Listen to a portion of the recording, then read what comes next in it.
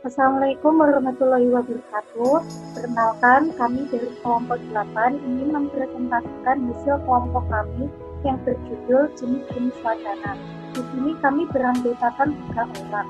Yang pertama, saya sendiri, Kamila Nawangsari sebagai moderator dan pembaca materi, Julia Saputra sebagai operator dan pembaca materi, dan Muhammad Faisal Ardiansyah sebagai editor dan pembaca materi. Materi yang pertama akan dijelaskan oleh teman saya yang bernama Julia. Silakan Julia. Pengertian wacana. Secara umum, wacana mengacu pada artikel, karangan, percakapan, dialog, ataupun pernyataan. Jika kita membaca Kamus Besar Bahasa Indonesia, maka makna wacana adalah bahan bacaan, percakapan, atau tuturan. Kata wacana digunakan sebagai istilah yang merupakan padanan dari istilah discourse dalam bahasa Inggris. Wacana yaitu suatu bahasa terlengkap dalam hierarki gramatikal, merupakan satuan gramatikal atau satuan bahasa tertinggi dan terbesar. Wacana dapat direalisasikan dalam bentuk karangan yang utuh, seperti buku, novel, seri ensiklopedia, dan sebagainya, paragraf, kalimat, atau kata yang membawa amanat yang lengkap. Dari Mukti Kridalaksana 1985. Menurut Samsuri 1988, melihat wacana dari segi komunikasi, pendapatnya menyatakan bahwa dalam sebuah wacana terdapat konteks wacana, topik, kohesi, dan koherensi. Kohesi merupakan keterkaitan antar kalimat, sedangkan koherensi yaitu adanya keterkaitan antara ide atau gagasan kalimat. Jadi, kesimpulannya, pengertian dari wacana adalah susunan ujaran yang merupakan suatu bahasan terlengkap dan tertinggi, saling berkaitan dengan koherensi dan kohesi, berkesinambungan membentuk satu kesatuan untuk tujuan berkomunikasi, baik secara lisan maupun tulisan. Selanjutnya ada jenis-jenis wacana. Yang pertama ada narasi, kedua deskripsi, yang ketiga eksposisi, keempat persuasi, dan yang kelima argumentasi. Narasi. Karangan narasi adalah salah satu jenis wacana yang di dalamnya berisi cerita. Dalam wacana narasi terdapat unsur cerita yang penting, seperti pelaku, waktu, dan peristiwa.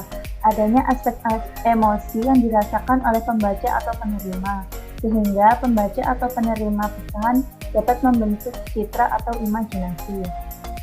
Contoh wacana narasi.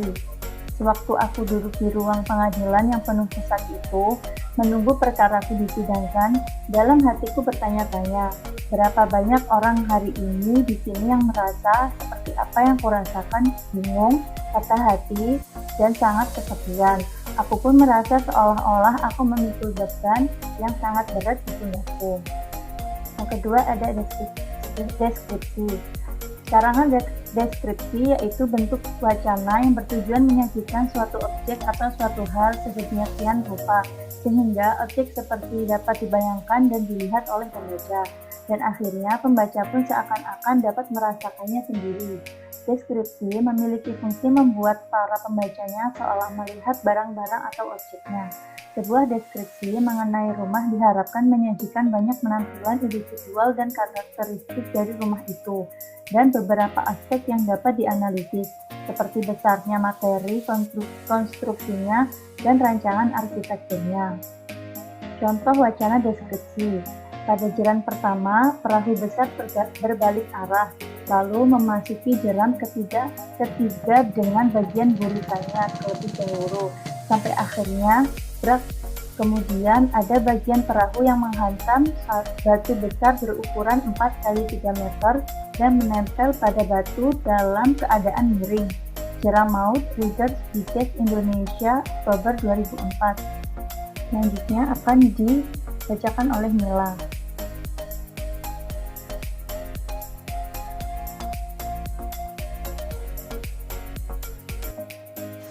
Baik, jenis yang ketiga yaitu eksposisi.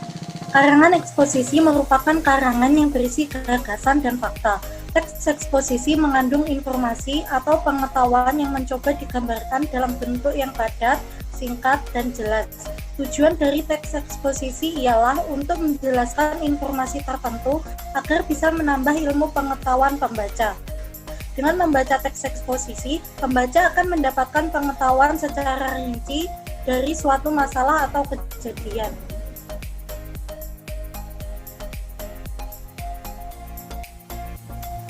Next. Contoh wacana eksposisi, yaitu judulnya lingkungan sekolah. Penjelasannya ada berupa tesis, yaitu kebersihan lingkungan sekolah adalah satu dari beberapa faktor penting untuk menciptakan kenyamanan di lingkungan sekolah dan sekitarnya. Setiap sekolah selalu mengajarkan siswa-siswi agar menjaga kebersihan. Tak jarang banyak yang dilakukan lomba kebersihan sekolah untuk menarik minat siswa-siswi agar peduli terhadap kebersihan. Beberapa cara bisa dilakukan untuk menjaga kebersihan lingkungan, seperti membuang sampah pada tempatnya, menghapus papan tulis, dan menyapu ruang kelas. Next. Yang kedua ada argumentasi, yang isinya di kelas biasanya dilakukan pembagian piket per hari untuk menjaga kebersihan. Petugas piket biasanya melakukan tugas untuk menyapu, menghapus papan tulis, dan mempersiapkan alat tulis guru. Di hari Jumat, semua anggota kelas melakukan kerja bakti membersihkan sekolah setelah pelajaran pertama selesai. Satu di antara manfaatnya yaitu membuat hubungan antara murid dan murid maupun guru dan murid makin akrab. Yang ketiga ada penegasan ulang, yaitu kebersihan lingkungan sekolah menjadi hal yang tidak bisa dipisahkan dari kehidupan sekolah dan menjadi faktor penting demi meraih proses belajar mengajar yang nyaman. Kebersihan lingkungan sekolah juga menjamin kebersihan seseorang dan kesehatannya, sehingga kebersihan adalah usaha manusia sehingga lingkungan tetap sehat, terawat secara terus-menerus.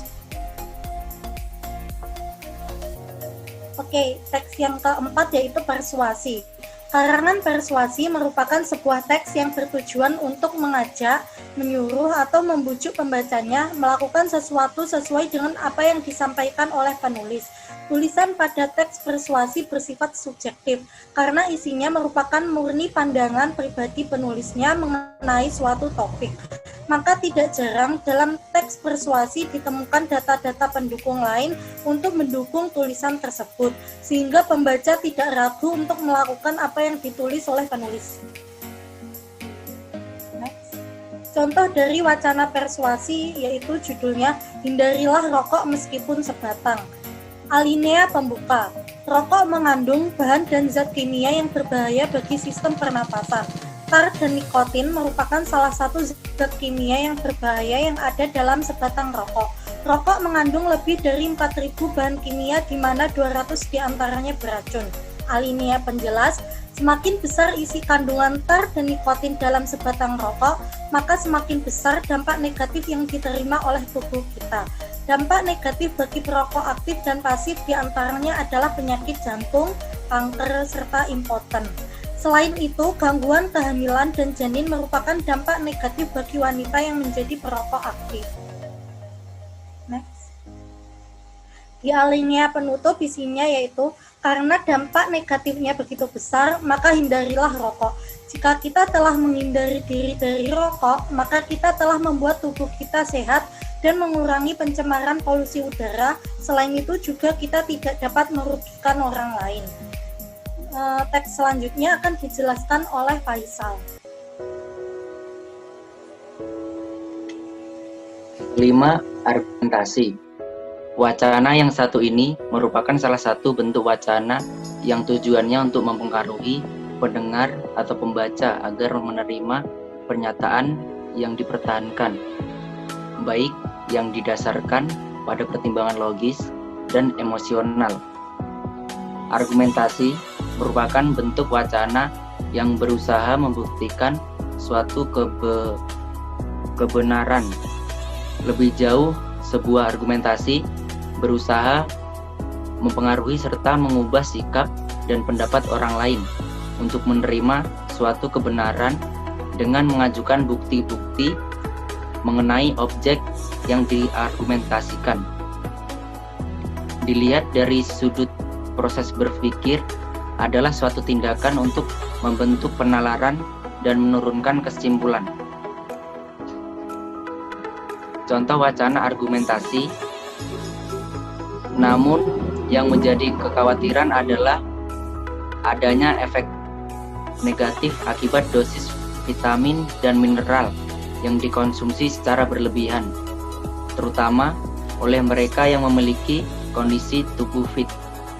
Sejumlah penelitian mengungkapkan bahwa multivitamin tidak terbukti dapat mencegah timbulnya suatu penyakit, dan suplemen vitamin juga tidak bisa memperbaiki gizi yang buruk akibat pola makan yang sembarangan.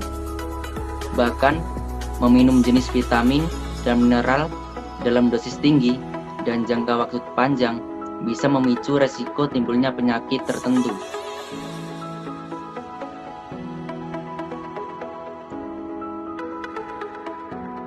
Jika ada pertanyaan, silakan komentar di kolom komentar ya.